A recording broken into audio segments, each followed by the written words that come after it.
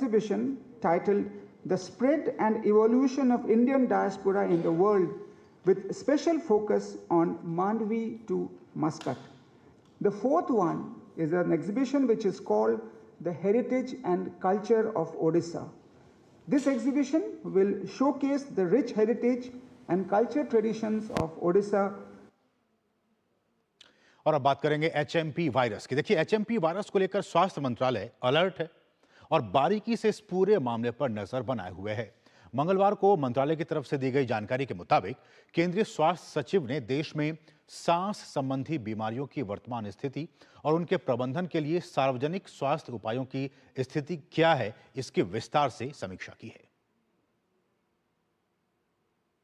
देश में HMPV के ताजा हालातों, उपायों और प्रबंधन को लेकर केंद्रीय स्वास्थ्य मंत्रालय ने समीक्षा बैठक की। भारत में श्वसन संबंधी बीमारियों की वर्तमान स्थिति और चीन में HMPV मामलों में वृद्धि की मीडिया रिपोर्ट्स के बाद केंद्रीय स्वास्थ्य सचिव ने HMPV मामलों की स्थिति की समीक्षा करने के लिए राज्यों और केंद्र शासित प्रदेशों के साथ बैठक की अध्यक्षता की। केंद्रीय स्वास्थ्य सचिव ने इस बात पर जोर दिया कि 2001 से विश्व स्तर पर मौजूद HMPV से जनता के लिए चिंता का कोई कारण नहीं है। उन्होंने राज्यों को ILI और सारी निगरानी को मजबूत करने और समीक्षा करने की सलाह दी। इसके साथ ही उन्होंने दोहराया कि सर्दियों के दौरान श्वसन संबंधी बीमारियों में आम तौर पर वृद्धि देखी जाती है। इसके साथ ही उन्होंने बताया कि देश श्वसन संबंधी बीमारियों के मामलों में किसी भी संभावित वृद्धि से निपटने के लिए पूरी तरह से तैयार है। इसके साथ ही राज्यों को साबुन और पानी से बार बार हाथ धोने जैसे सरल उपायों के साथ वायरस के संचरण की रोकथाम के संबंध में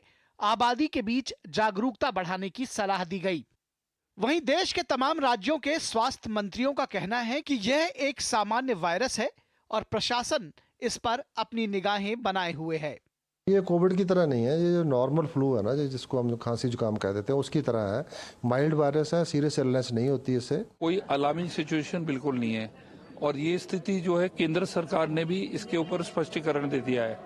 जो डूंगरपुर वाला केस है उस पर पूरा नियंत्रण है। This is not a dangerous one, but however precautions have already been instructed by the health department. We all need to take those precautions.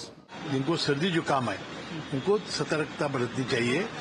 65 साल के जो बूढ़े हैं, जो ज्येष्ठ नागरिक हैं, कि जिन्हें कोमॉर्बिडिटी है, उनको थोड़ी सतर्कता बरतने की जरूरत है।